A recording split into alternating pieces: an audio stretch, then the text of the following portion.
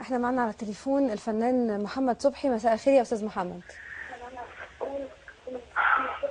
استاذ محمد هستسمحك في صوت التلفزيون. اهلا بحضرتك. مساء الخير الحضور. انا اسف مش قدام التلفزيون بس انا مش سامع الصوت. احنا سامعين حضرتك كويس، اتفضل. ايوه انا بس عايز اقول حاجه. احنا تعرضت مصر لفتنه طائفيه كثيره وفي مشاكل بننهيها في الاعلام بالقبولات، وانا الحقيقه الصوره دي مستفزياني جدا.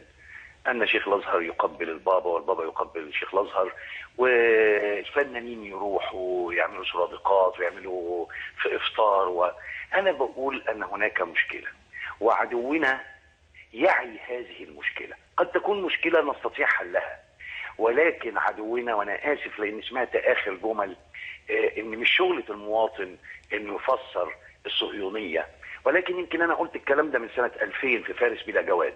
هناك مخطط لإيذاء مصر سواء بالسلام أو غير سلام، والمرتع الحقيقي لإسرائيل هو السلام.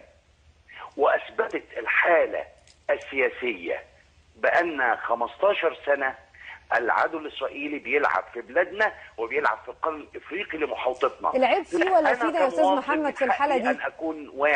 أن أكون واعي بالحدث.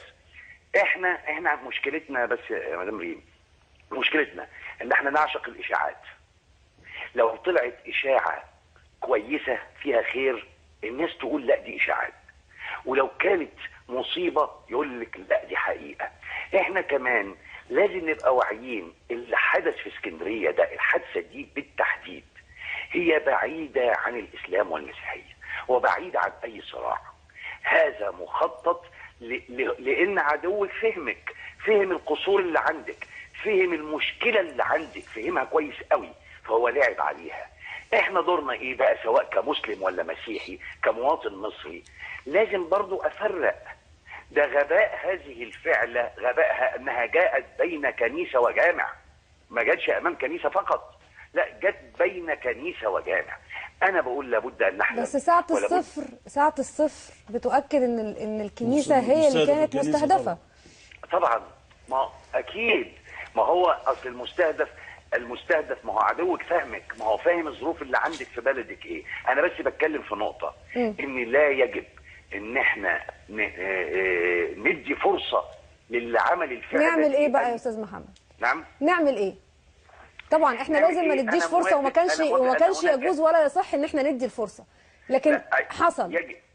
يجب احنا كمواطنين ما نديش الفرصه. هنحزن ونزعل على شهدائنا ونزعل على اللي حصل، بس انا موافق كمان ان الناحيه الامنيه ما هياش مقصره، ولكن هي اتلخمت كتير قوي في الشؤون الداخليه.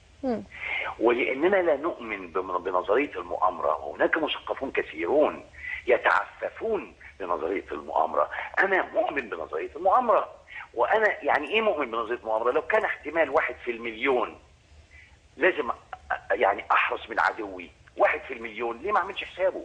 ليه دولتي ما تعملش حسابه؟ يمكن الرئيس قالها في خطاب ما فيش اسبوعين، قال ان السلام لا يعني التراخي. ايوه في سلام بيني وبين عدوي، انما ده ما يخلينيش اروح ابص على ايران بتعمل ايه وتركيا بتعمل ايه. ده انا عندي عدو بقاله سنين موجود قدامي وفاهمه فهمني وفهمته. طيب استاذ محمد، حضرتك بتتكلم في نظريه المؤامره وفي كل يعني الاخطار والتهديدات اللي جايه لنا من برانا، لكن أيوة. حضرتك مش شايف ان احنا مننا فينا مهددين نفسنا بنفسنا؟ طبعا. ما هو ده بقى السؤال.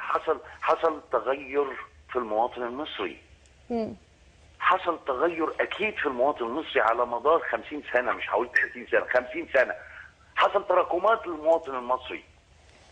حصل ان كل ما هو يعني ايه يبقى في بند موجود قدامك ارياه ان لابد ان تحدث فتنه بين الدين ونفسه وبين الدين والاخر وبين العرقيات، ودي موجوده في المنطقه العربيه كلها مش بس احنا. موجوده. يعني ده وتر بيتلعب عليه.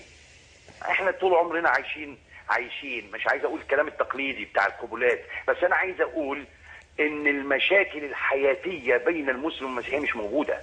قد تكون هناك تيارات اسلاميه متطرفه، انا موافق، وفي هناك تيارات مسيحيه متطرفه، انا موافق، دي عايزه وقفه بسياسه الدوله كلها، والاعلام والتعليم بالظبط. والثقافه والسلوك، عايزه حاجات كتير قوي مش هتعمل في يوم وليله ومش هتعمل في سرادق. انا بشكرك شكرا جزيلا، وجهة نظرك وضحت تماما استاذ محمد صبحي.